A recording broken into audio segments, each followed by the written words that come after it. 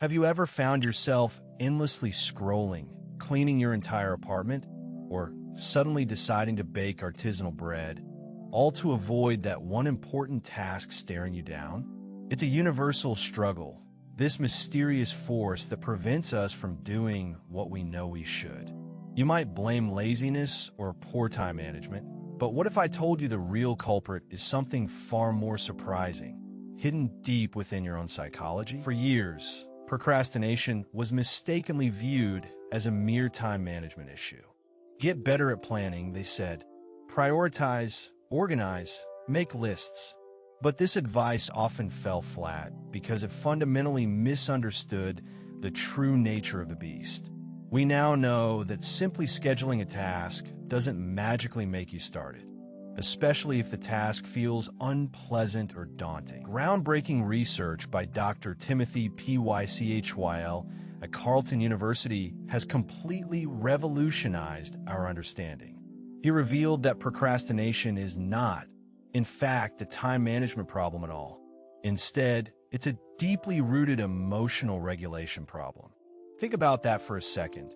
It's not about how well you manage your calendar, but how well you manage your feelings. When you face a task that triggers negative feelings, whether it's anxiety about failure, boredom, frustration, or even self-doubt, your brain instinctively seeks an escape. Procrastination becomes a coping mechanism, a way to temporarily alleviate those uncomfortable emotions by postponing the source of distress. It's an immediate, albeit fleeting, mood repair strategy. Imagine staring at a blank document, tasked with writing a challenging report. The feeling of, I don't know where to start, or what if it's not good enough, immediately bubbles up. Your brain, in its infinite wisdom to protect you from discomfort, offers a tempting alternative. Just check social media for 5 minutes, you'll feel better.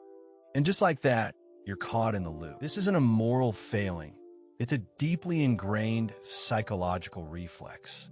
We're wired to avoid pain, and when a task presents emotional pain, our default setting is to defer it. Understanding this distinction, that it's about feelings, not just tasks, is the first critical step toward truly conquering procrastination and taking back control of your day. To truly grasp why we fall into this trap, we need to look inside your brain. A fascinating 2013 study utilizing fMRI brain scans provided incredible insights into the neural underpinnings of procrastination. Researchers found that chronic procrastinators exhibit distinct differences in their brain structure and connectivity compared to non-procrastinators. Specifically, procrastinators tend to have a larger amygdala. The amygdala, often dubbed your brain's fear center, plays a crucial role in processing emotions, especially negative ones like fear and anxiety.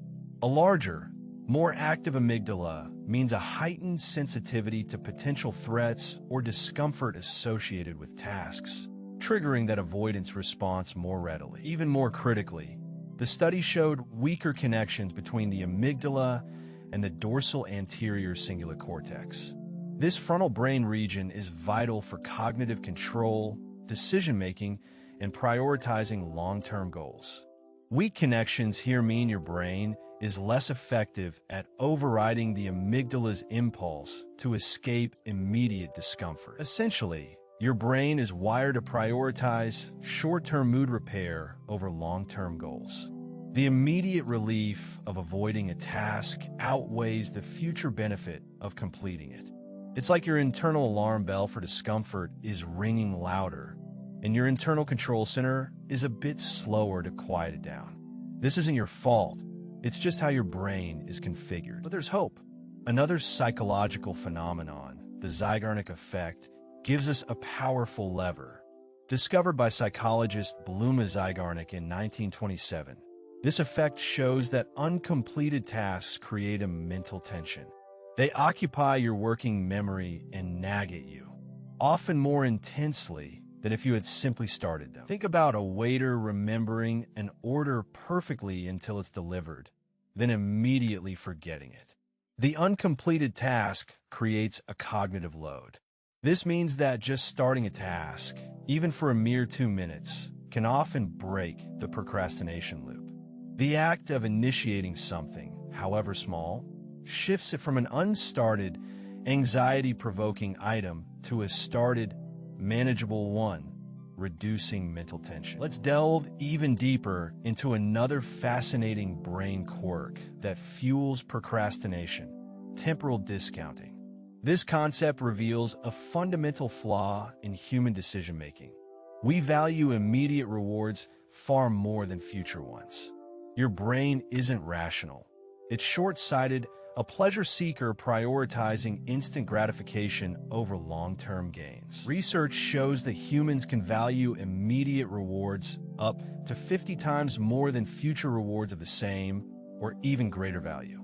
This explains perfectly why Netflix now feels incredibly compelling compared to the promotion you might earn 6 months from now by working on that difficult project. The future self feels abstract and distant. Your future self, the one who benefits from completing the task, feels almost like a stranger. The immediate pleasure from distraction is a concrete, tangible reward for your present self. This battle between your present self's desire for comfort and your future self's aspirations is a core reason why we delay so much, even against our better judgment. This cognitive bias is incredibly powerful. It explains why we prioritize the joy of eating an unhealthy snack right now over the long-term benefits of a healthy diet, or why we spend money impulsively instead of saving for retirement. It's not a lack of willpower. It's a deeply ingrained mechanism that favors the here and now, making future goals seem less urgent. Understanding temporal discounting isn't about shaming yourself. It's about recognizing how your brain is wired and then consciously developing strategies to counteract this powerful bias.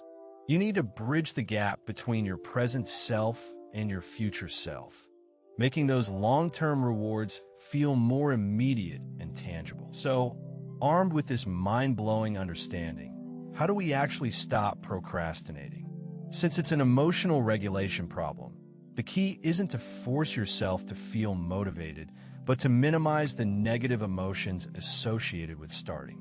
Here are actionable, science-backed strategies to hack your brain. First, embrace the 2-minute rule, inspired by the Zygarnik effect. Don't commit to finishing the task. Just commit to starting it for 2 minutes. Can you write one sentence? Open the document. Do one push-up? Often, once you overcome that initial hurdle and reduce the emotional friction, the task suddenly feels less daunting and you'll keep going. Next, to counteract temporal discounting, make your future rewards more immediate.